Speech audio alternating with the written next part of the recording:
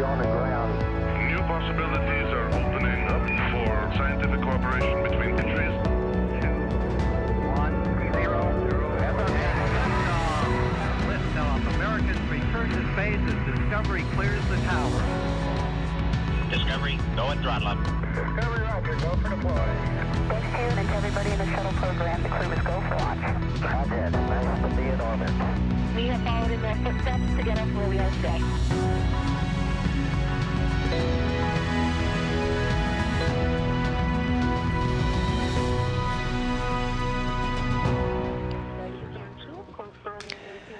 Good morning. Thank you for joining us for our live coverage of the hatch opening of Starliner spacecraft. You're getting a live look inside the International Space Station Flight Control Room.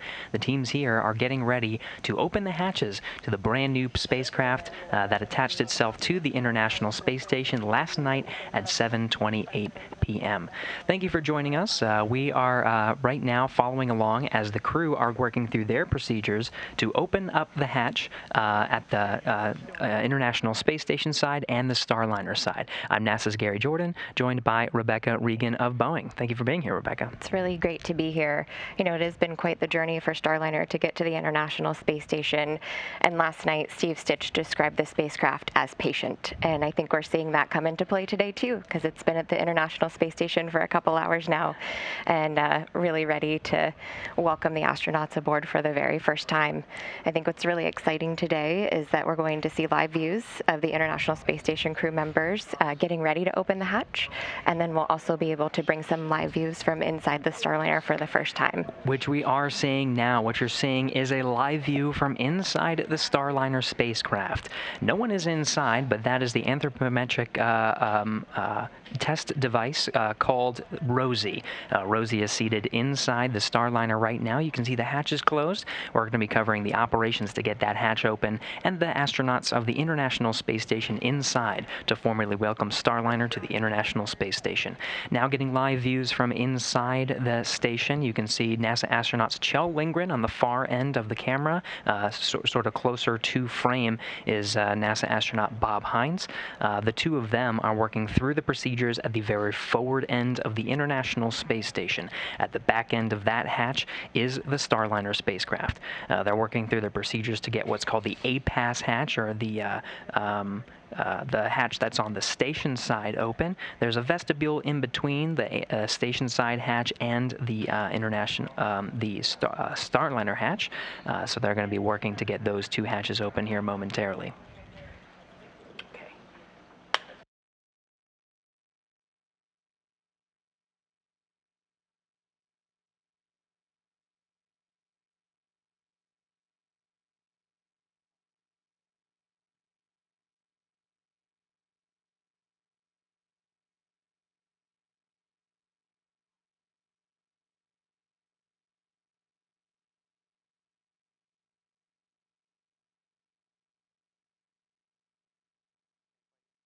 Use station from node 2.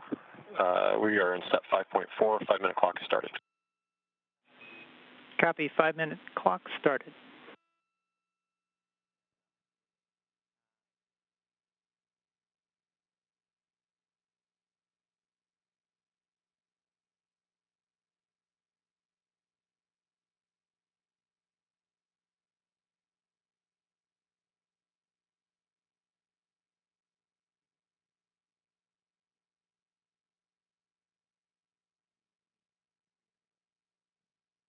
So you just hear, that was NASA astronaut Kjell Lindgren, who's on the forward end of the frame right now, reading the procedures out loud to Bob Hines, NASA astronaut in the back working on the A-Pass hatch.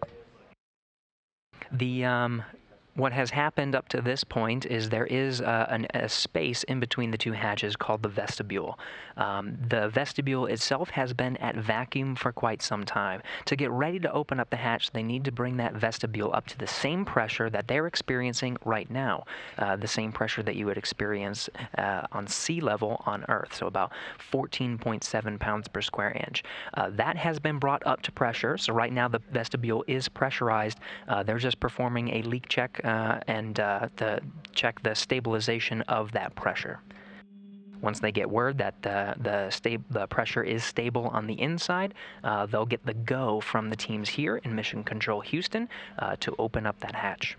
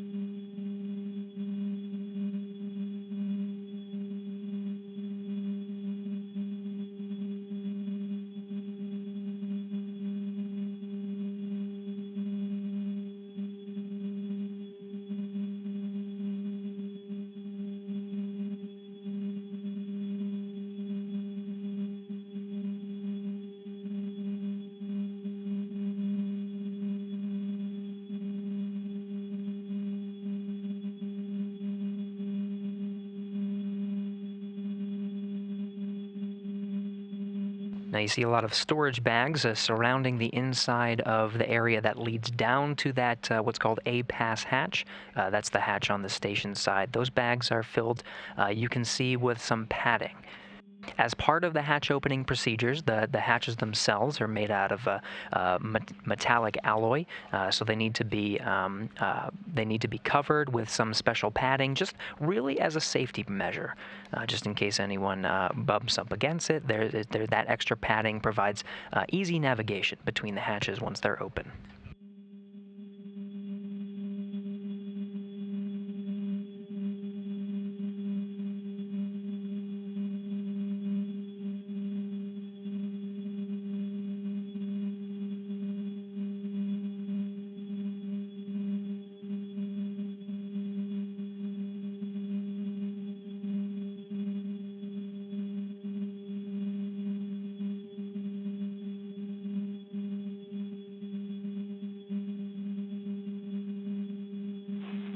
Station Houston on 2 for Kjell. Kjell, wanted to let you know the whine or the noise, the background noise you hear on Space to Ground 2 is hardline CST coming into Space to Ground 2. We are going to deconfigure that until you guys are ready to go in, and then we'll re-enable it, and then you're going to do some reconfigurations on the CST comm panel. Copy, thumbs up.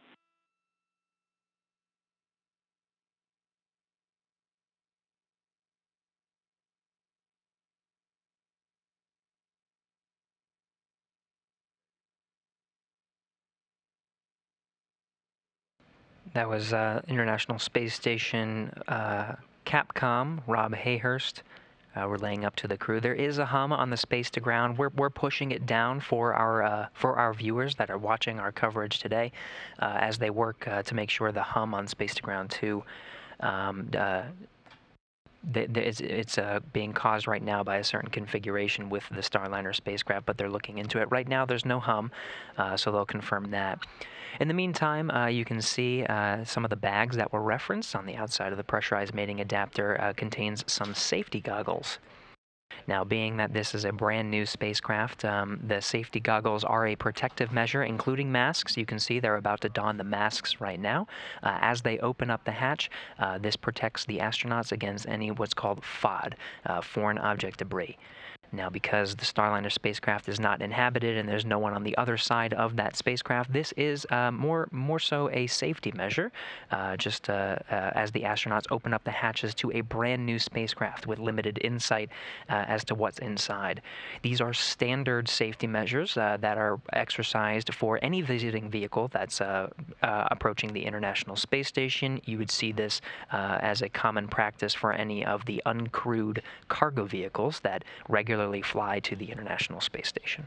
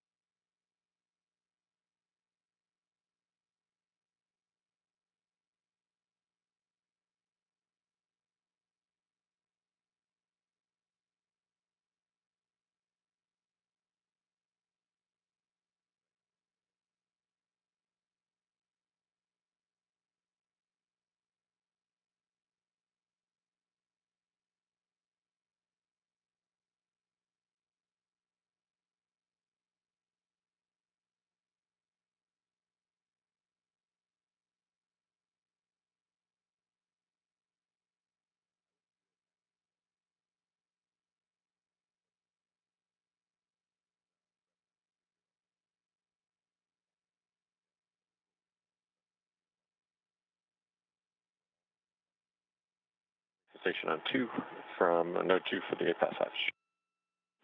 With you on 2, Kjell.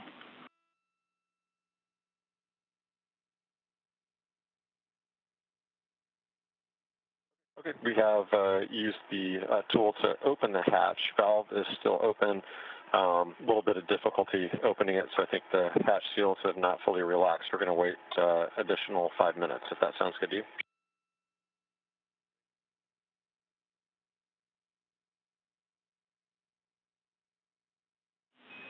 Kjell, we like that plan. We're good with 5 more minutes. Okay, copy.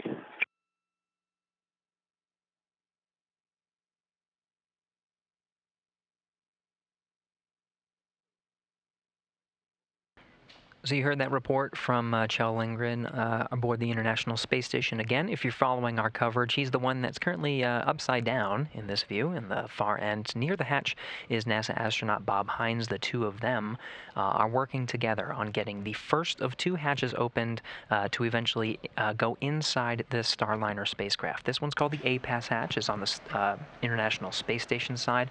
And there's another hatch, of course, the hatch to the Boeing Starliner itself.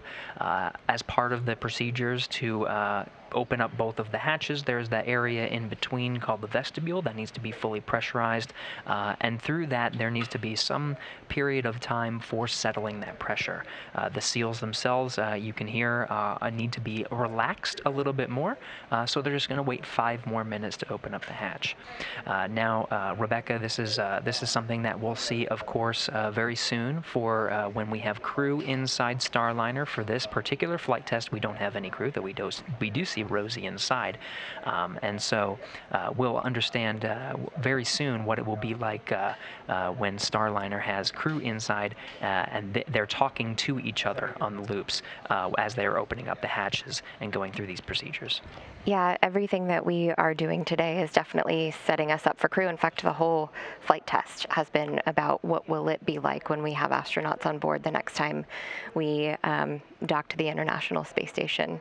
And you mentioned, kind of what comes next after they get through this vestibule, and that's where we will get to see the Starliner hatch. It's known as the IVA hatch, the intravehicular activity hatch, and we'll get some views of them being able to open it, probably from the other side of the Mustang system. It's the video system that we have on board the Starliner, and so we might be able to see Kjell or Bob's faces through the hatch there, through that camera. And so what you'll see as they're opening that hatch is they are going to basically grab onto a latch and pull it lefty-loosey, about 1 1/4 of a turn, and that'll be the way that they open up the hatch. And so hopefully we'll get to see that from the other side, from within Starliner. Very good. And we are getting views inside the Starliner spacecraft now. You mentioned cameras. They're being routed through the umbilical connection that connects the Starliner spacecraft itself to the International Space Station. And we are seeing Rosie on the inside. She, of course, patiently waiting. You mentioned patient being one of the key words here for this mission. She patiently waiting for Bob Hines and Kjell Lindgren to go ahead and open up the hatch. Yeah, Rosie is patient, and so is Sunny Williams. We're in the ISS flight control room today, and we heard her remark, hey, move out of the way. So I think Sunny and the rest of the crew that's been training with us is really excited to get into Starliner and fly it next. NASA astronaut Sunita Williams, she's here right now as the Starliner expert next to International Space Station Capcom Rob Hayhurst, who you see in the corner of the frame there. She, of course, been training for years on the Starliner spacecraft, working very closely with NASA and Boeing teams on the Starliner systems. Of course, the hatch and hatch opening procedures she very intimately familiar with, as she will one day be on the other side of that hatch, where in the same seats where Rosie is, and she'll be patiently waiting for the International Space Station astronauts to be going through these procedures, hopefully, not pushing Rosie out of the way. You talk about training, and I know that the crew aboard the ISS has been able to train on these hatch open procedures with the Boeing mock-up trainer that's here at Johnson Space Center. And they also have an opportunity to train on just a hatch. So we have a hatch within the simulator or the trainer, and then they also have a standalone hatch that they've been able to go through these procedures with. Fantastic. And as we're seeing live views from the International Space Station, NASA astronaut Bob Hines has successfully opened up the APAS hatch. Again, this is the hatch on the International Space Station side. There is the hatch on the other side, which of course we've been discussing is the Starliner hatch. You can see they're taking some photographs just to document the condition of the APAS hatch. You see Bob Hines with a flashlight on the other side, inspecting the area in between the two hatches called the vestibule. They'll go through these procedures and document the conditions before getting that go. In NCC CST station, APAS hatch is open and no condensation is seen. Houston copies, no condensation.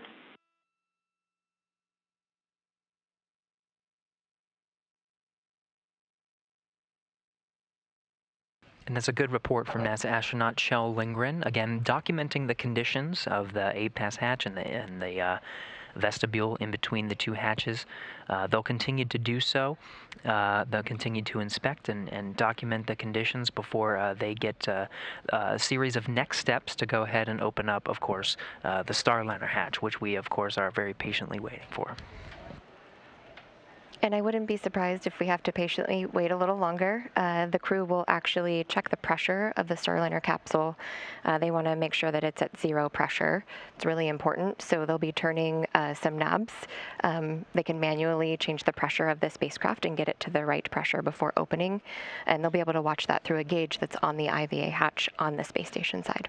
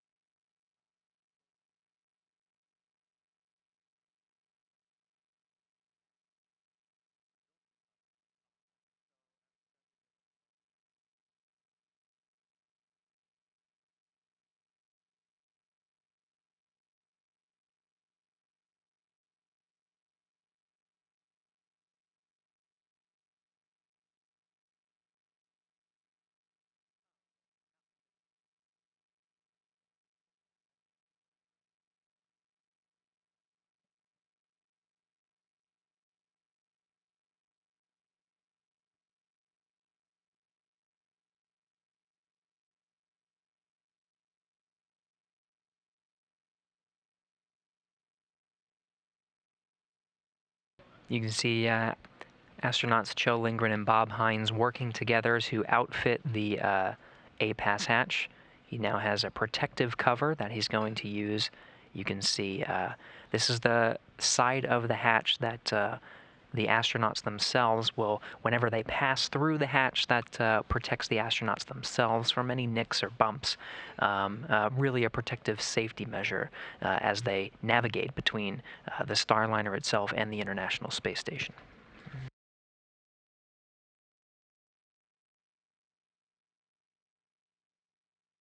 Houston 240GA. Go ahead, Sam.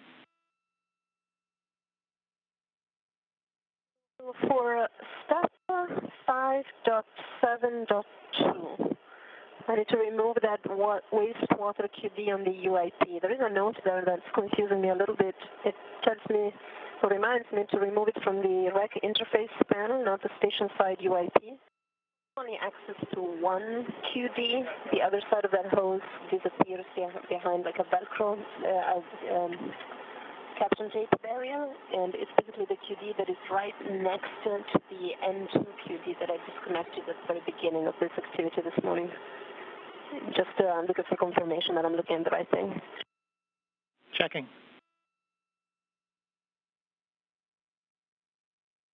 The International Space Station, of course, a busy place. You see astronauts Kjell Lindgren and Bob Hines here. Their duties for today on this Saturday is opening up the hatch between the Starliner spacecraft and the International Space Station.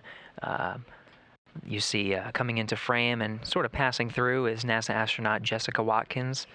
She'll be aiding with some of the setup procedures for setting up the cameras and getting ready for a formal welcome ceremony that we'll perform with all Expedition 67 crew members here very shortly.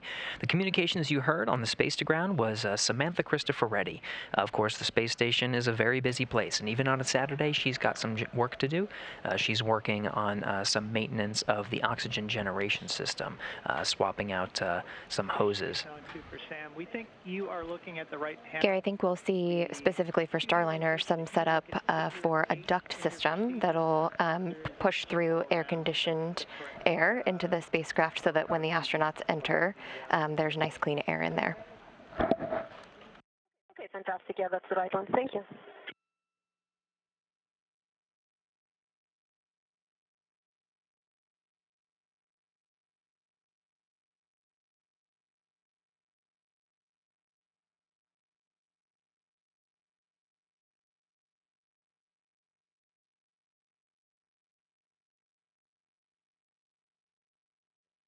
Houston and MCC CST on 2. We are in step 6.2, waiting for a go.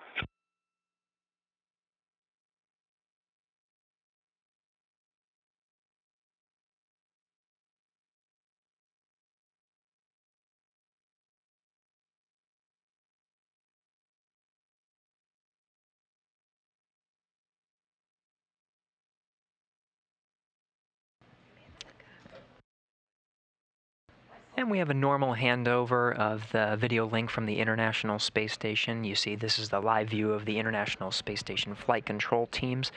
They're helping Kjell Lindgren and Hines through the hatch opening procedures, and of course, all of the crew members aboard the International Space Station. We'll be regaining that video shortly. Yeah, Kjell, Houston, CST down here. We are go for you to pick up in step 6.2.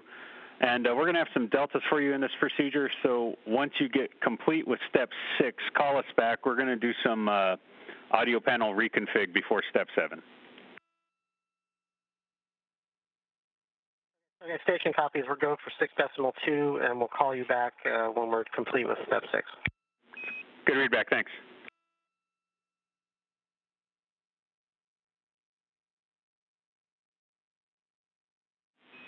Station Houston Space Ground 2 for Jessica and AQM help.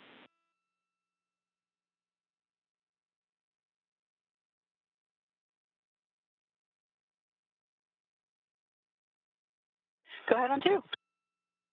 Hey, Jessica, we need your help to recover the lab AQM. We see it has gone offline. We just need a repower from you. You can reference procedure 2.5.071. And this is to recycle power on the lab AQM1, which is in lab deck 2, serial number 1007.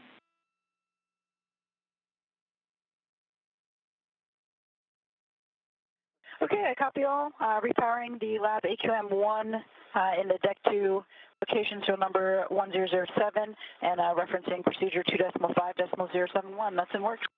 Good read.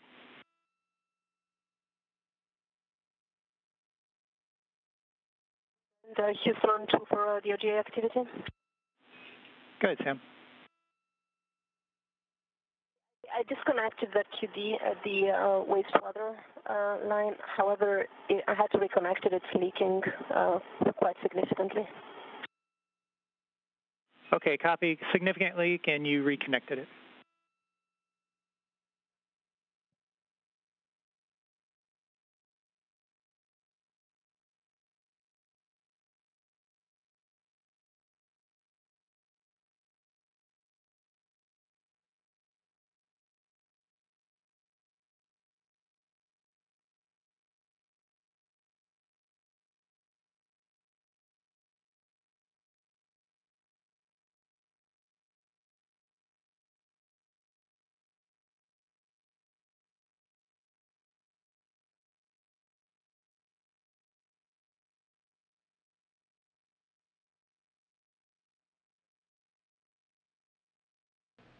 So you hear Samantha Cristoforetti on board the International Space Station working through some of the maintenance steps and troubleshooting the oxygen generation system. Everything looking good on that end, though. She'll continue to work through her steps. In the meantime, we'll focus on Kjell Lindgren and Bob Hines. You see them at the forward end of the International Space Station. Station Houston on 2 for Sam. I'm sure you're already doing this. You go ahead and clean up the water. We estimated it was 280 milliliters that leaked, and this was potable water, so no concern with the type of water it is. Okay, understood. Yes, I clean up. And we're working on instructions. Yep, we're working on an additional follow-up on how to mitigate this leak. Copy. Thank you.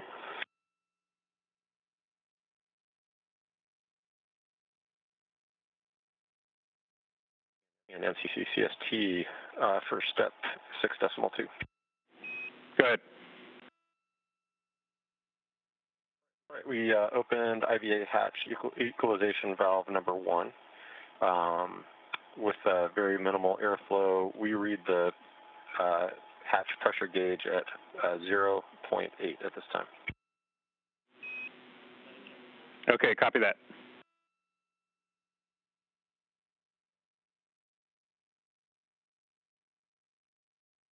And to be clear, we opened the equalization valve that is across or opposite the handle, the hatch handle.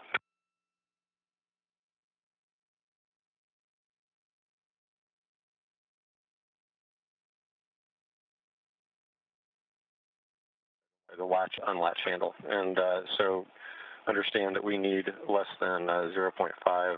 Do you want us to wait or continue? Yeah, we're talking about a 10x1. Got it, copy.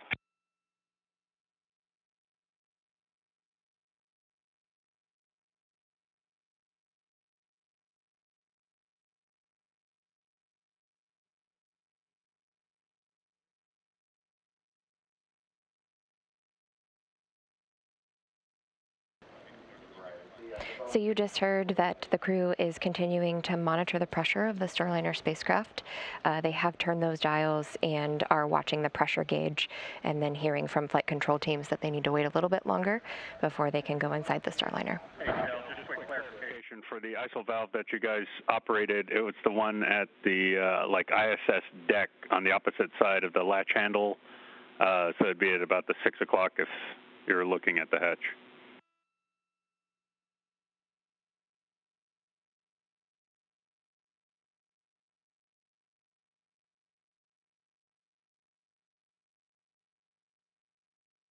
Yeah, that way, towards the deck. It's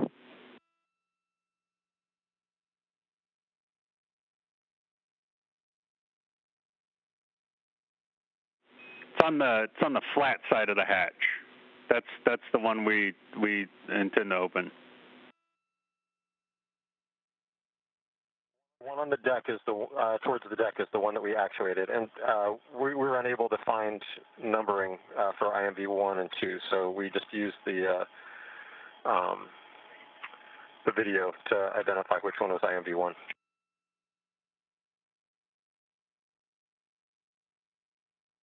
Okay, copy the report. Stand by.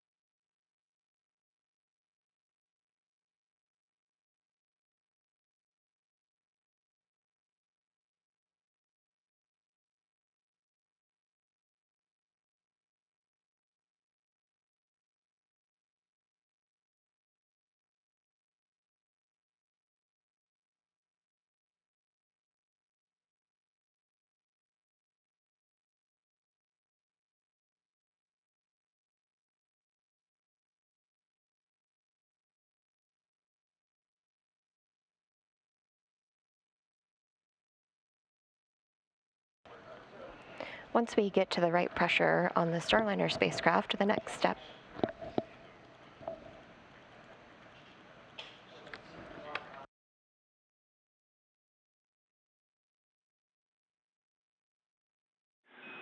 And Kjell Houston, for the hatch differential pressure gauge, can you give us another reading? Go.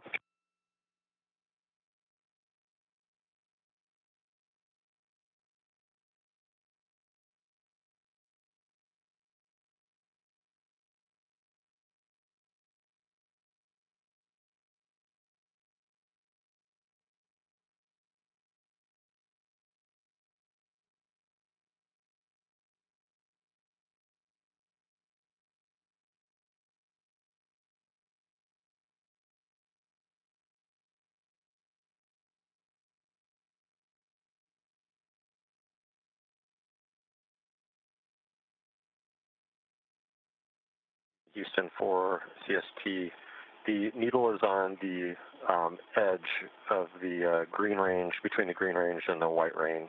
So looking at the numbering, it looks like it's 0.7 or 0.8. All right, copy that. Thanks for the report.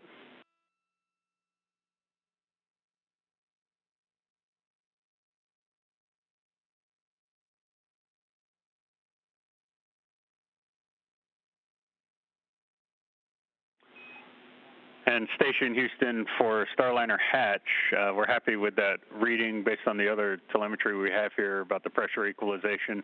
So you're go to pick up with the CST hatch opening. Okay, copy, go to open the CST hatch.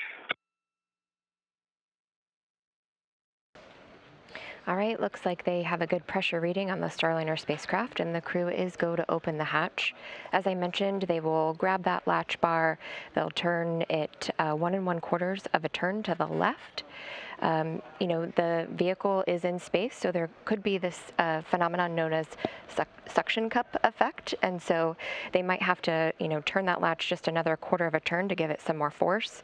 And then the hatch itself also has 2 sort of kicker plates, and you could sort of think about that as like built-in butter knives on a pickle jar. They also have the opportunity to use a tool, kind of a standalone butter knife type tool, if they need to just release that pressure just a little bit to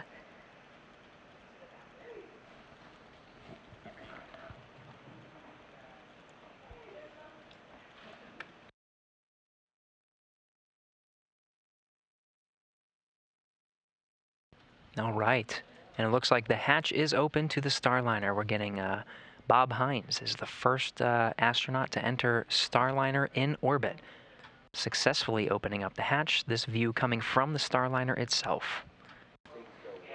See 11:03.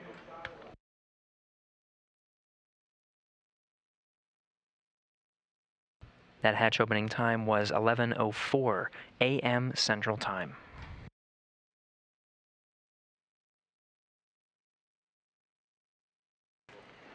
Hey, Kjell, Farmer, Houston, if you can, just a reminder for the PPE for ingress.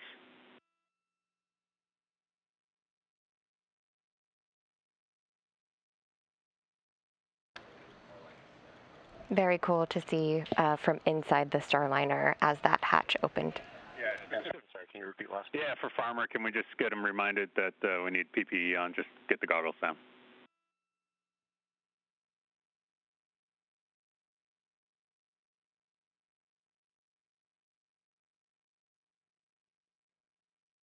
Thank you.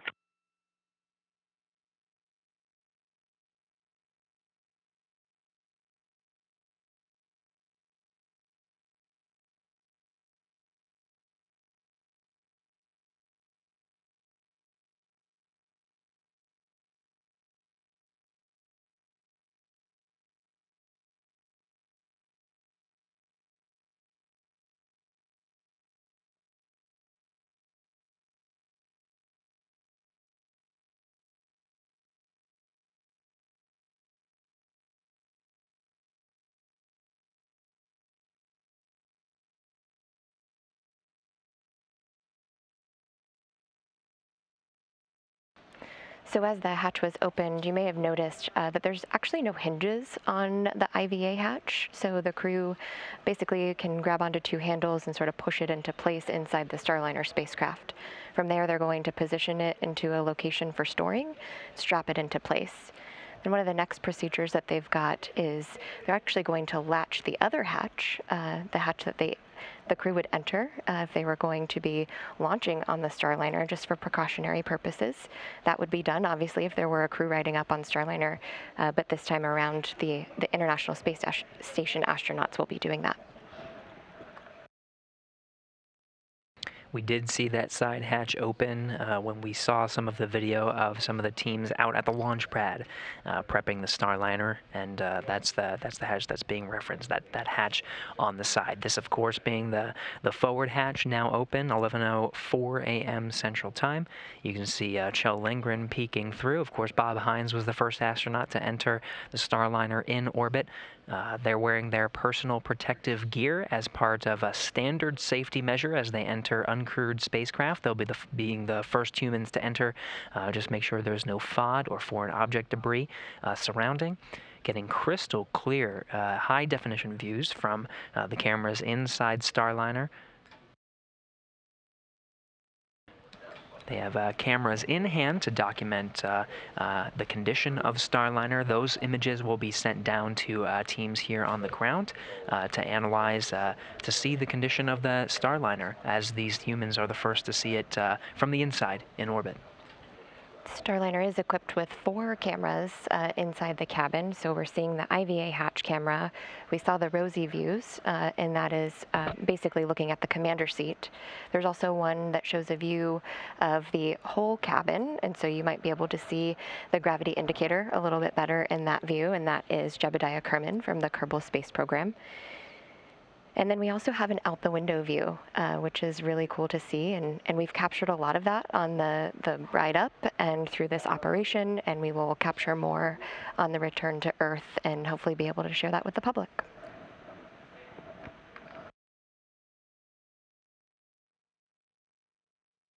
And we're getting a new view now. As you mentioned, Rebecca, 4 cameras inside the Starliner spacecraft. We're now getting a view of Kjell Lindgren, Bob Hines, and Rosie the Rocketeer, all in the same shot. You can even see the zero-G indicator there in the back. Rosie is definitely representative of the entire team that's been working toward this moment. You know, Rosie's motto is "We can do it," and she definitely did it, and so did the Starliner.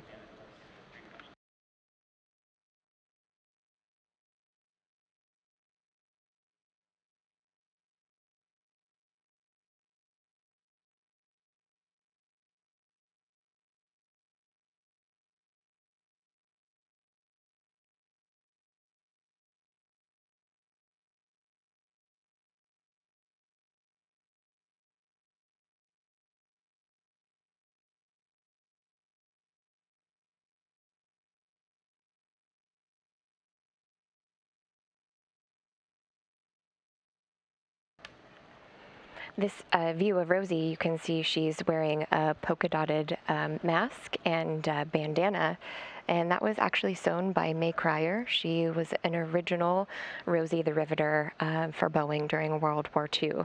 So it's nice to see the fruits of her labor be able to go up to space too.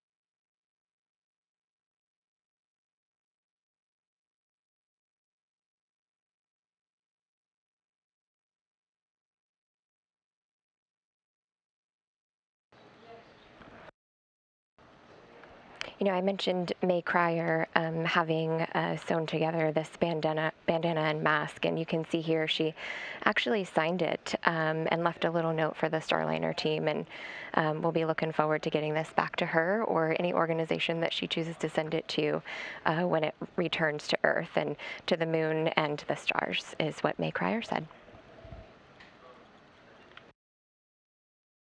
Fantastic. And of course, Rosie the Rocketeer now in orbit with the Expedition 767 crew.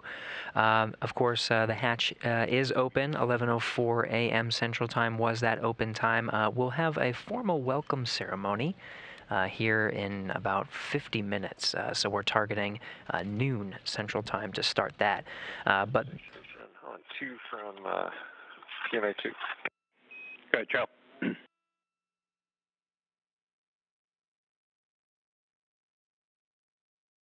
We're looking for the side hatch handle retention strap, and farmer's gone from one end of the post insertion bag to the other, and we have an HLA restraint and an IVA hatch restraint. Are either of these the restraint we're looking for? Yeah, Chell, it's the HLA restraint is the one y'all are looking for. Okay, copy. HLA restraint. Thank you. And Chell, the other restraint that you called out, you're going to need that a little later in the procedure.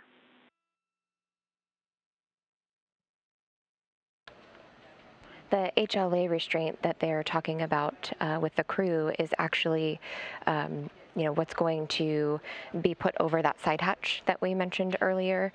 Just a precautionary measure because there's no crew on board to have latched that into place before launch. They're going to go ahead and take care of that here, and that'll just keep them safe. As they're moving about the cabin, they're going to have a number of things that they'll be doing aboard the space station, charging tablets, removing cargo. So just a precautionary measure that they're going to go ahead and put that restraint on.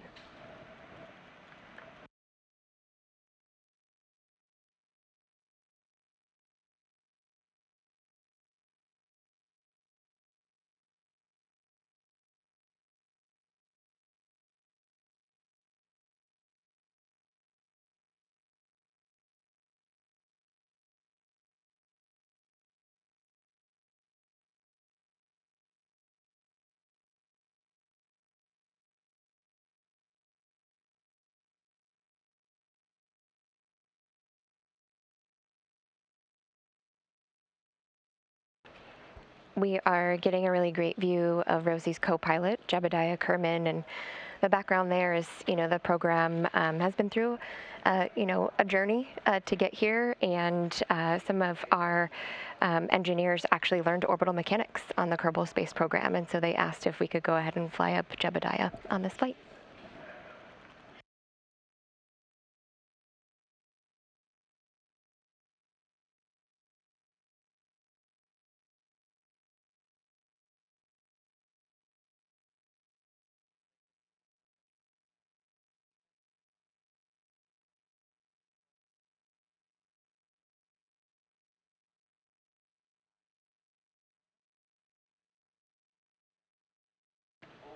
The other thing that we're seeing in view here is some patches on Rosie, and so the one on the left is the Orbital Flight Test 2 patch.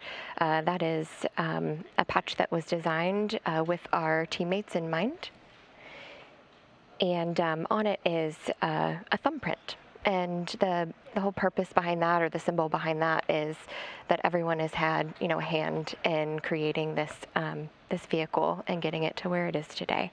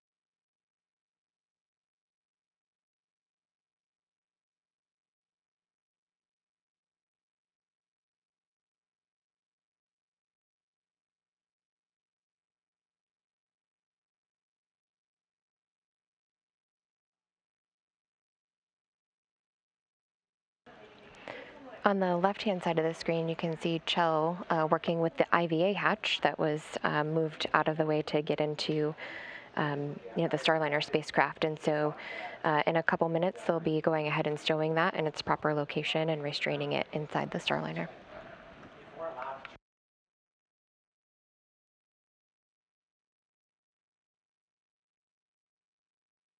Now inside the Starliner is NASA astronauts Bob Hines and Kjell Lindgren. You can see at the end of the Node 2 forward hatch. So this is there's 3 hatches that you have to pass through from inside Starliner to get into the International Space Station. You got the IVA hatch, which is the Starliner hatch, the A-Pass hatch, and then the Node 2 forward hatch. At the end of Node 2 is cosmonaut Denis Matveev.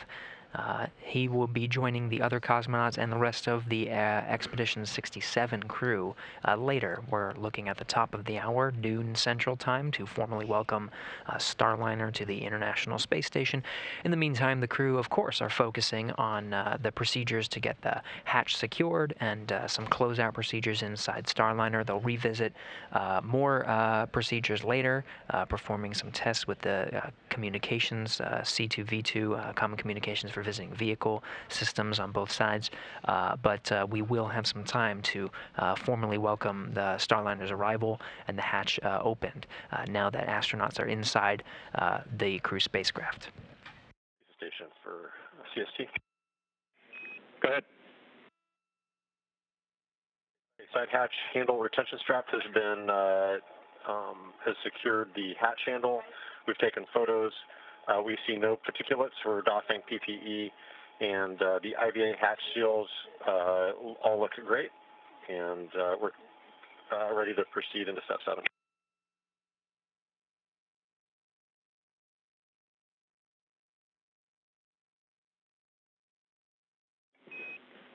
Okay, Kjell. Yeah, I think so.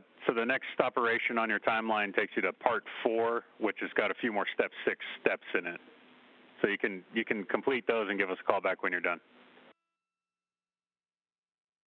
Yep, and I see that now. So we are stepping into 6.3.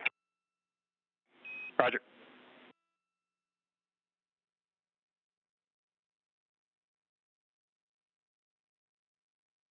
So you heard that excellent report from the crew. As part of their procedures to open up the hatch, it's not just opening up and getting inside, right? They had to wear that protective gear just to protect for any particulates or foreign object debris that was inside. And they did an inspection of the hatch, and they were, of course, looking for the straps to seal some of the hatches. Good reports all around. The hatch looks good, no particulates. So you see they doffed or removed the protective gear, including masks and goggles that they were wearing. They're continuing with some of those closeout procedures, including photography, and in fact maybe a little bit more fun on the fun side as well. They were taking photos of the zero-G indicator and Rosie, but they'll work through these procedures for some time. That's most of their timeline today to work on the Starliner spacecraft.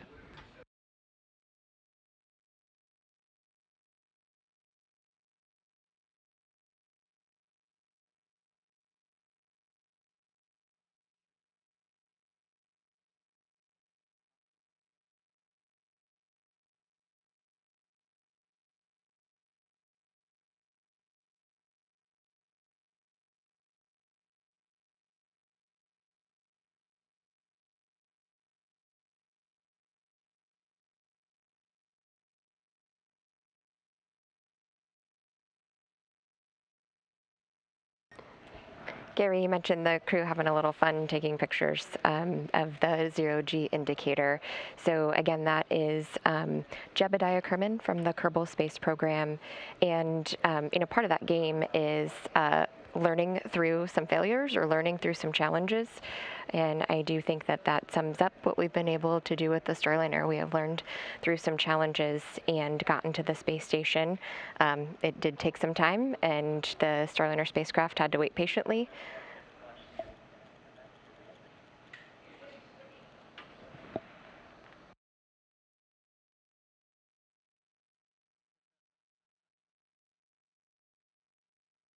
Looks like Kjell wants to take center stage on this, but of course that takes the priority.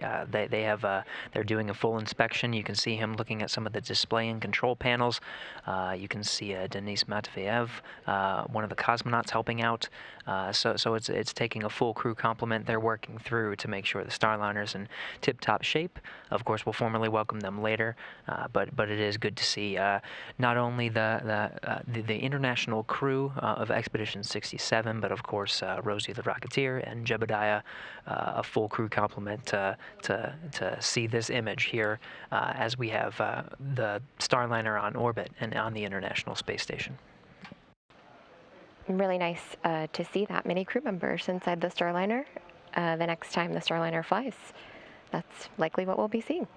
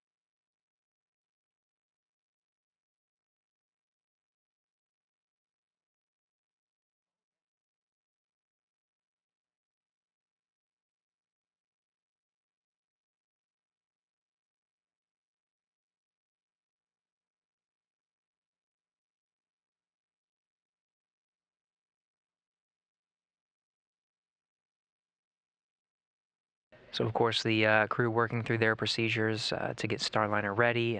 They're checking out some of the various systems. You saw they were getting some straps. As we get these fantastic views from inside the Starliner spacecraft, you're seeing sort of the lighting conditions change on the inside. There are multiple windows inside the Starliner spacecraft. There is one right above the head of Rosie the Rocketeer. Now the International Space Station right now is 261 statute miles over Western Africa in an orbital daytime. So what you're seeing in that change of scenery is the sun as we are in an orbital daytime. We will enter into more of an orbital darkness and get into an eclipsed phase where the sun is blocked by the Earth itself as the station orbits, and you'll see those lighting conditions change even more.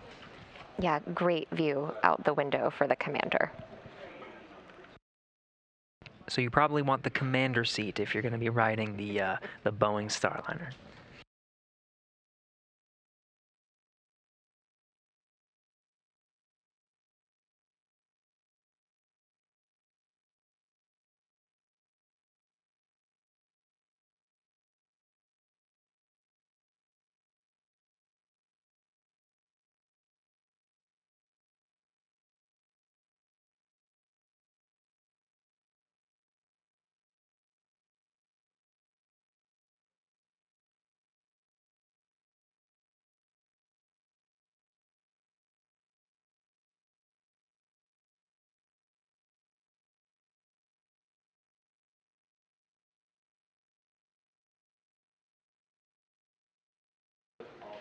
Looks like they might be checking out the console of the Starliner spacecraft. Certainly different than the Space Shuttle era spacecraft. Compared to thousands of switches and dials, you've got about a dozen, and then you've got electronic displays that show you what the Starliner's up to.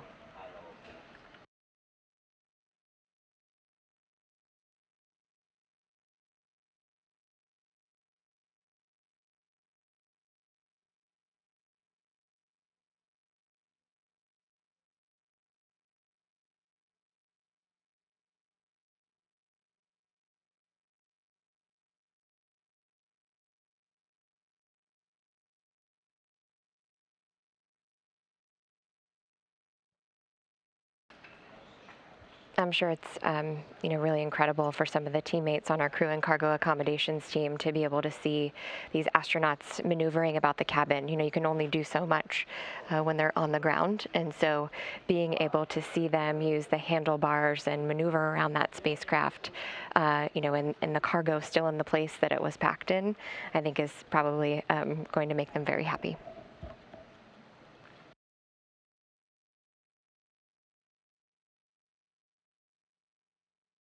So you see the crew now. This is the IVA, the intervehicular hatch. This is the Starliner hatch. It is a free-floating hatch, not on a hinge or anything. But they did find the hatch cover. You can see they're covering it now. And that hatch weighs about 100 pounds, but in zero-G, that doesn't really matter. It's just a little bulky to move around, but not heavy in any way. We're also getting a good view from this camera angle. Again, there are 4 cameras on the inside of Starliner. We've seen now 3 of them. Very lucky to be seeing this as they work through their procedures to cover that free-floating hatch. But we're also getting a good view of the 800 pounds of cargo that Starliner brought up with it. There's 500 pounds of NASA cargo and supplies, and the part of the procedures that the crew will work through over these coming days. Of course, this is a flight test, and they have a lot of test objectives to get through, but there will be some time spent on cargo transfer, getting some of that cargo on board the International Space Station, and then bringing cargo into Starliner to return some things home, including some nitrogen-oxygen recharge system tanks that provide breathable air to the environment of the International Space Station. Starliner will be bringing home 3 of those. The other thing that they're going to be looking to recharge aboard the Starliner is the Starliner's batteries. A couple other things that they will be doing is conducting audio checkouts between the Starliner and the ISS, the Starliner and Mission Control here in Houston, and they're also going to be, again, planning for a daylight landing. That's something we really want to do when we return to Earth, is land in the daylight.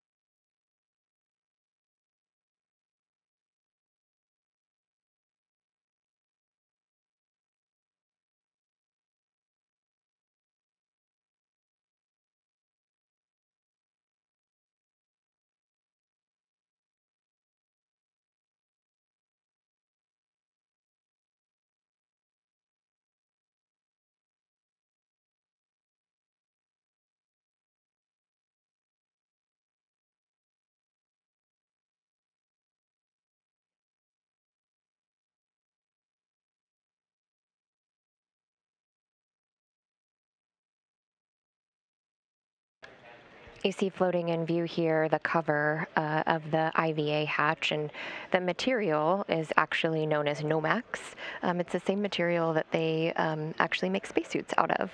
It's really important that any material that goes in the Starliner is space rated, doesn't off-gas, can't catch fire, things like that. So you can also see the cargo bags there. Those are also made of Nomex material. And inside that those cargo bags is about 500 pounds for NASA, crew supplies, food, and such.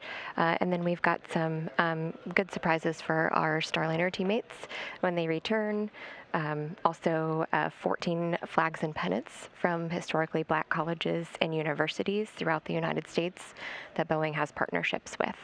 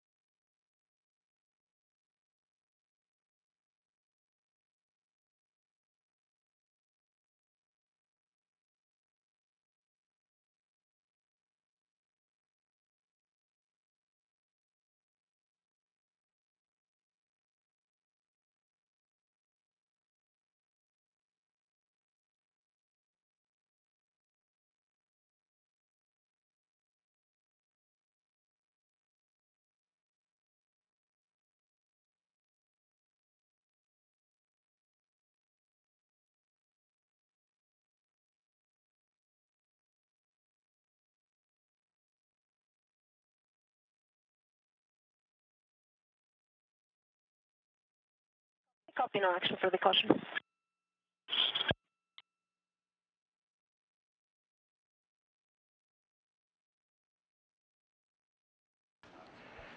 As this IVA hatch is moving about the cabin here, you can see some of those items that I was talking about that we couldn't really see in view as they were doing their operations to open the hatch.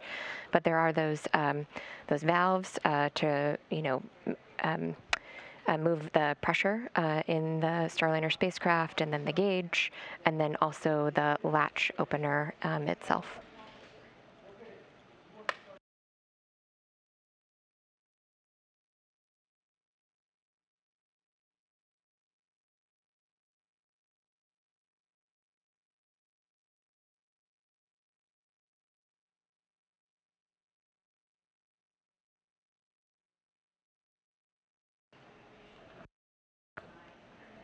Right now, you're also seeing 2 seats inside the Starliner spacecraft. Starliner was actually designed to be able to carry a mix of crew and cargo, up to 7 passengers to any destination in low Earth orbit. For NASA missions to and from the International Space Station, though, we can configure it with 5 seats and cargo to make up those other 2 slots. And so for post-certification missions, we would be carrying 4 NASA astronauts, and we've got that 5th seat as place for additional cargo, or maybe another passenger that's outside of NASA's international partnership.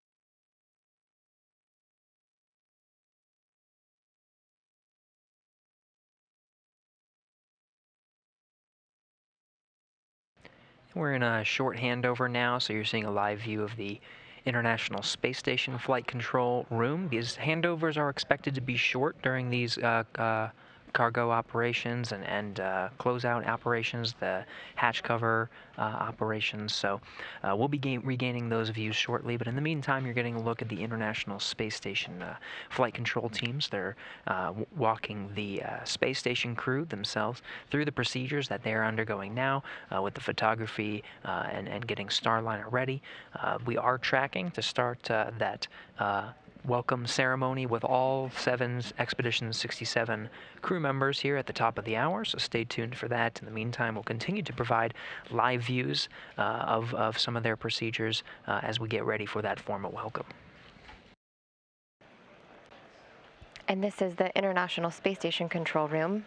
Nearby is the Starliner flight control room, and that was obviously buzzing yesterday as they were working through docking procedures. But overnight, it was pretty quiet. They weren't working any issues with the Starliner. The Starliner itself was quiet, and so that enabled us to move forward with hatch open today.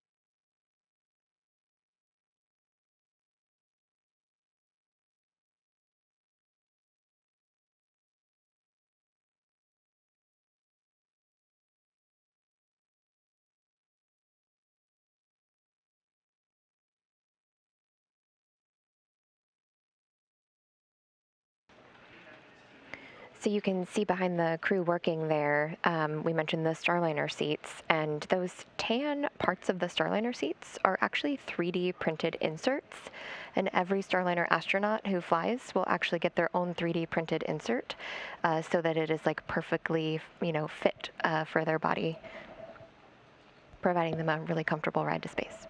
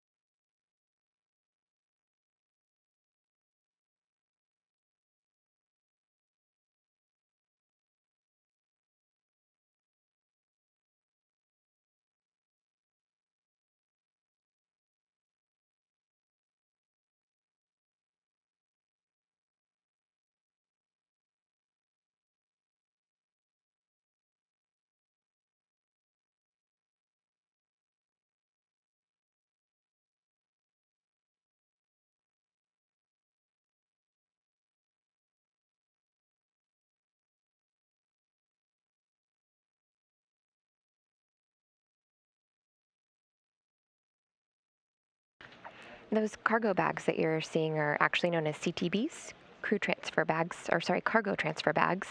The blue ones are actually those mementos that I mentioned. Those are Boeing bags. And then the white ones are the NASA transfer bags. And so those will be the ones that are coming off of the Starliner and going into the International Space Station.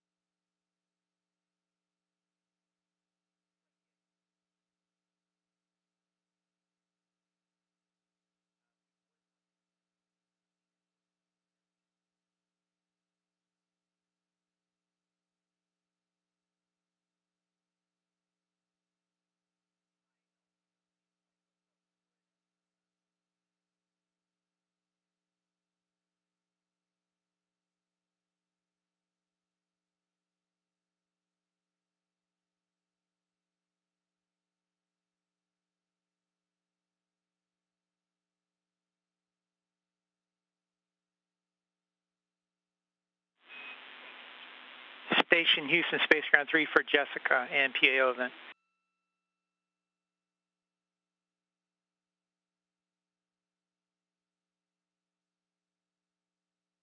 Head on 3. Hey, Jessica, we did not put a scene and voice check on the timeline today, but when you are ready with all your configs, we would like to do a quick one. Hey, Farmer Houston on the big loop. If you can hear me in the Starliner, give us a wave.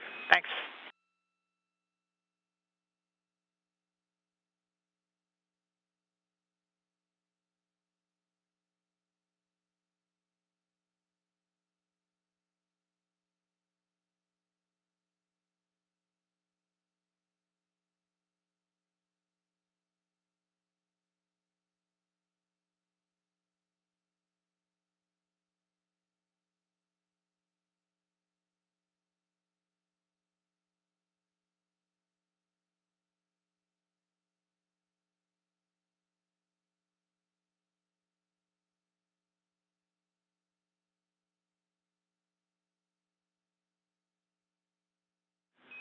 Starliner Houston, Space to Ground 2 for the hatch. We see it moving around quite a bit. We'd like to get that secured so it's not being it's not as free floating there. So suggestions are either tighten the straps or find a different cargo puck to change the angle so it's easier for the hatch to be retained there against the wall.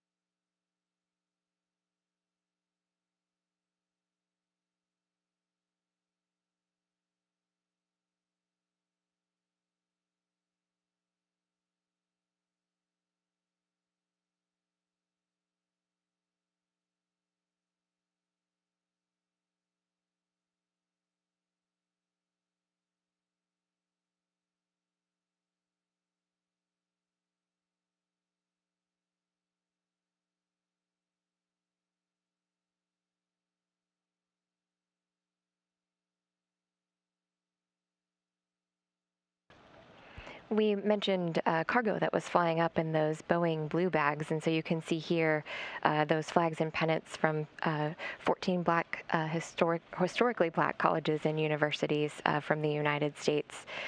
Also going up are Rosie the Riveter coins. You can see there, we can do it. And that really is about our commitment to equity and inclusion at Boeing. You also saw some tree seeds. Kind of interesting fun fact there. In 1971, astronaut Stu Roosa took about 500 seeds from 5 different species of trees around the moon with him on Apollo 14. 50-foot cable. And that is loblolly pine, sycamore, sweet gum, redwood, and Douglas fir. And there's our crew and cargo accommodations team, packed with love for sure.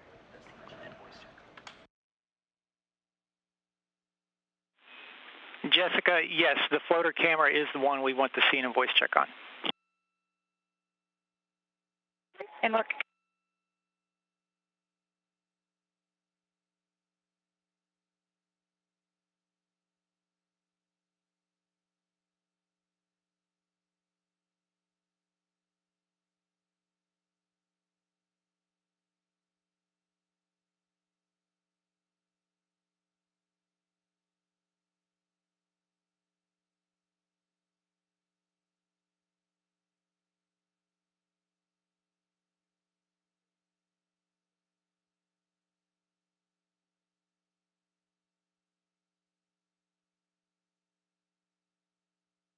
And Houston on 3, sorry for another camera question, but looks like we've got the Node 2 number 1 and 2 set up in Node 2. But you'd like us to take one of those down and replace it with the floater cam? Checking.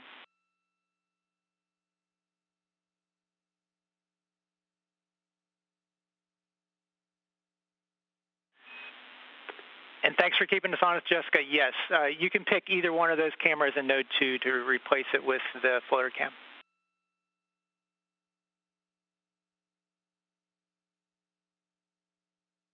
Yeah, she's on to for this PAO setup. I'm just trying to understand whether we are on the same page with the big.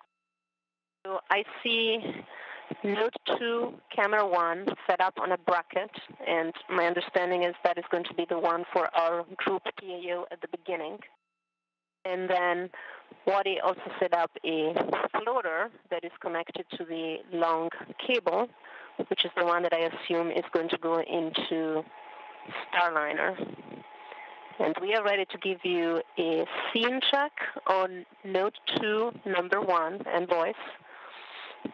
And then I'm assuming just a voice check on the floater, since that is going to float into Starliner, or do you want the floater also to be set up in a particular position before we take it into Starliner? Checking.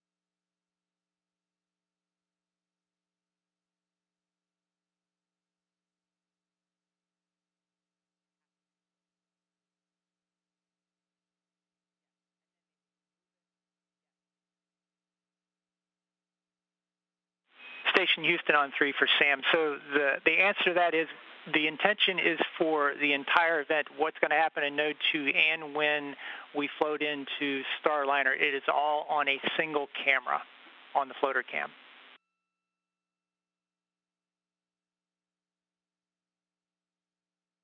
Okay, understood. Then we are going to go ahead now and set up the camera that is labeled floater that is connected to the long cable on a bracket, and we'll give you a scene check and voice check on that one. The scene check being for the initial group PAO before the tour in Starliner, and then that same camera is going to be taken into Starliner. That is a good understanding.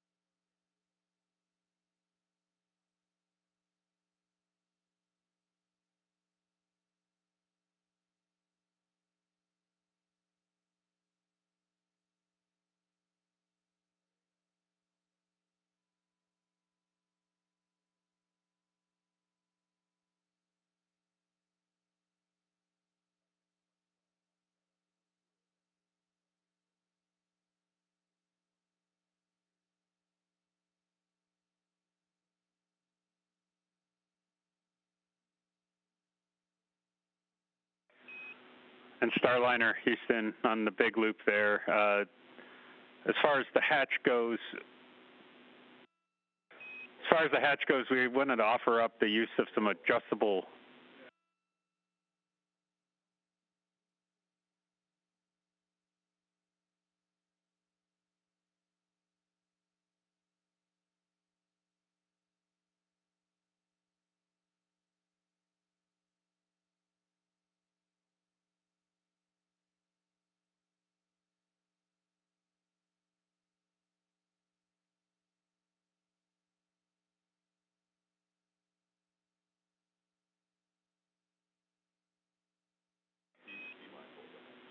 All right, Starliner Houston, I'm back with you after that little handover there. On 2, we see that the hatch is still sort of free floating. We need to break over to the PAO event, which starts in about 4 minutes, and then after which we'll address better securing it. We just wanted to remind you to be mindful of that.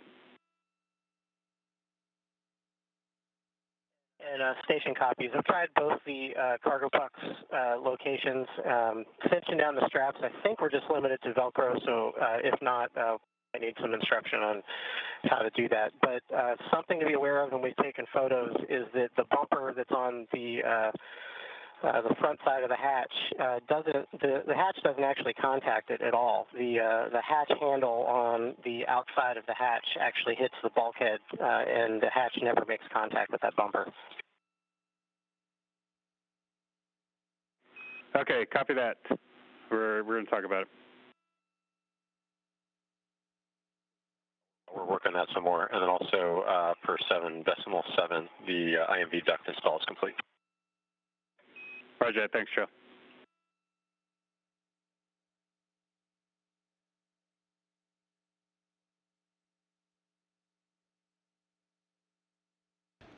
You just heard a conversation between Capcom and the International Space Station crew members about that IVA hatch, and just another opportunity for us to learn about how the vehicle and its hardware is operating in space and being able to incorporate those lessons learned before the crewed flight test.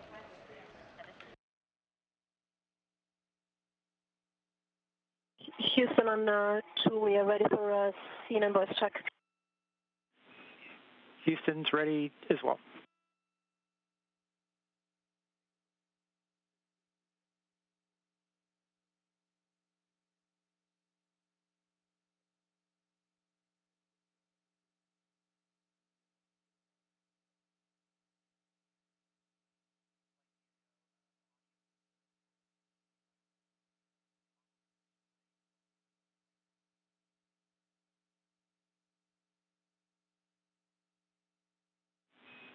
Station Houston on Space Ground 2.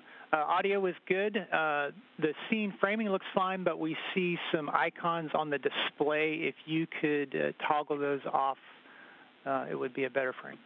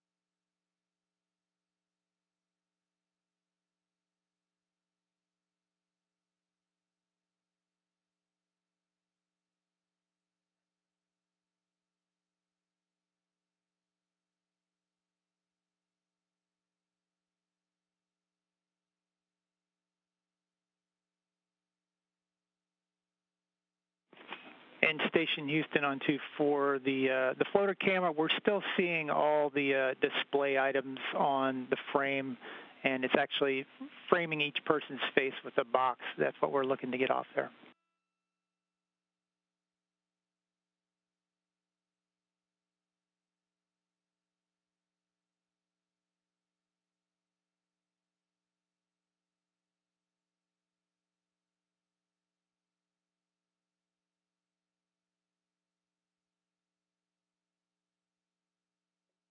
Houston, to us the display looks like it always looks, so if you have any steps for us to try and change that setting, we're happy to do it. Copy, we're trying to get the right words. Do you stand by?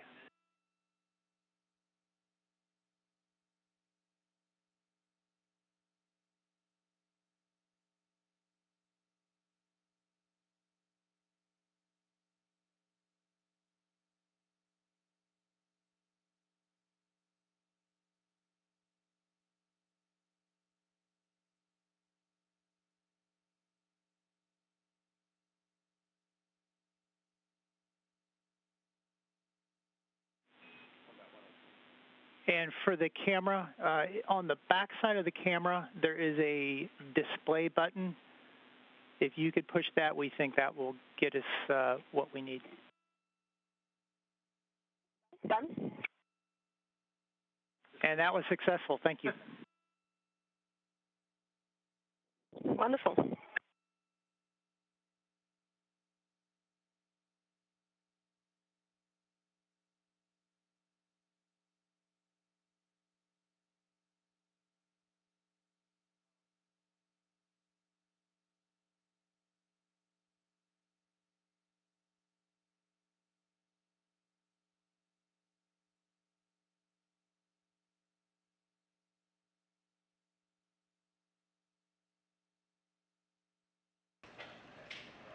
We're still looking at views inside the Starliner spacecraft as the International Space Station astronauts are now inside the space station getting ready for some welcoming remarks for the Starliner spacecraft. First time in orbit and first time to dock to the International Space Station.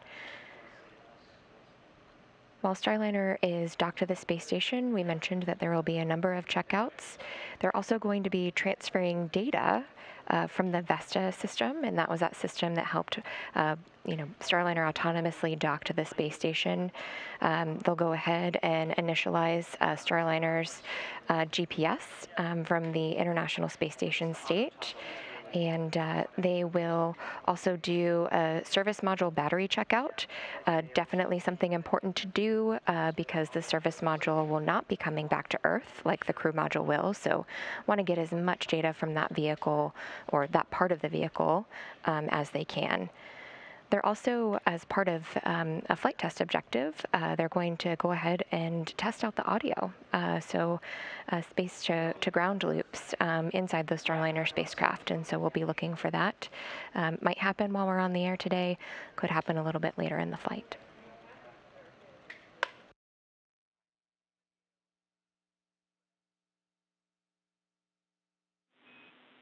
Expedition 67, we are ready to begin the welcome ceremony when you are.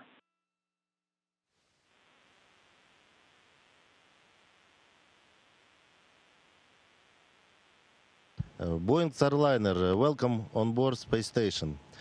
I have a lot of friends who work in Boeing. I know how hard and strong and but very interesting to make a new ship. We congratulations Boeing team and ground control team with this victory, but maybe a small victory, no, but very important victory. We wish Mike Fink or Senator Williams with crew will arrive according on board space station on the plan. Hand over. Спасибо.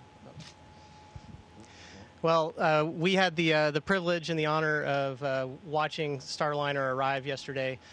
We were able to acquire the vehicle 12 to 15 kilometers out or so, and we got to watch it all the way through. And it was really spectacular to see this beautiful vehicle arrive here yesterday. So that was really special for us. Parked out on the doorstep for a little while, resolving some minor issues, but those are the kinds of things we expect in flight test, and that is why we do tests. If we didn't find something like that, we're probably doing something wrong. So it was highly successful mission yesterday. It was great to have Starliner on board, and we have the opportunity to open the hatch and just enjoy it and see the new vehicle that is coming to station and bringing a new capability.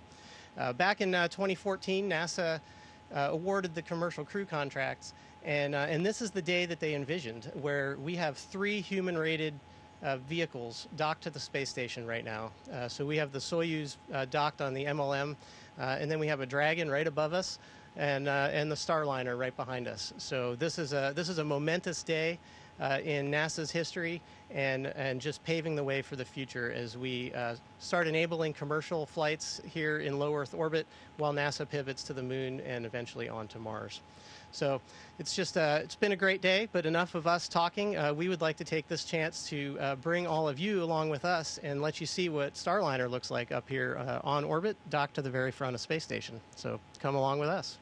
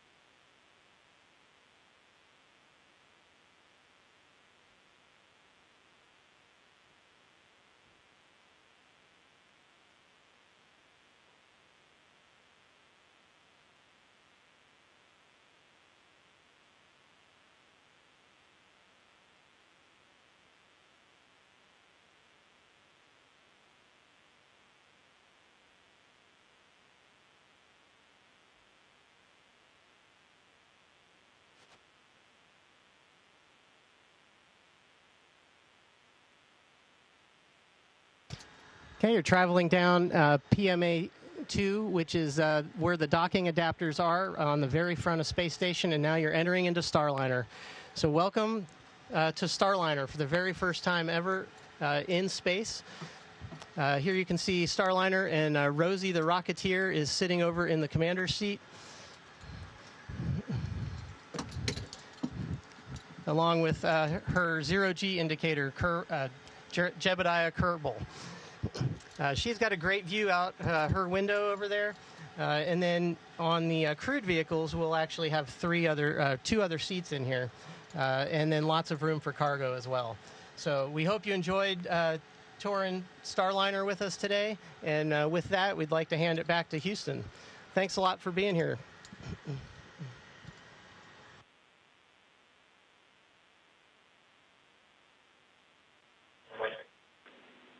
And Station Starliner Capcom, thanks for the great look inside this new spacecraft.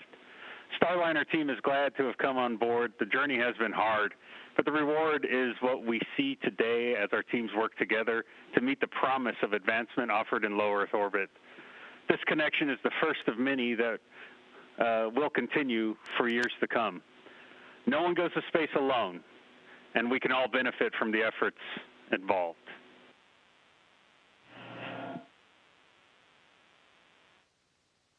Station, this is Houston ACR. Thank you. That concludes our event. Thank you to the Expedition 67 crew, Starliner Capcom, for your remarks on this historic day in human spaceflight. The docking of Starliner to ISS represents the hard work and dedication of the NASA and Boeing teams. On behalf of those who built and operate Starliner and those who built, operate, and help support Station, welcome aboard. It's great to see these families together today, and we can't wait to get them together again soon to greet a Starliner crew. Station, we are now resuming operational audio communications.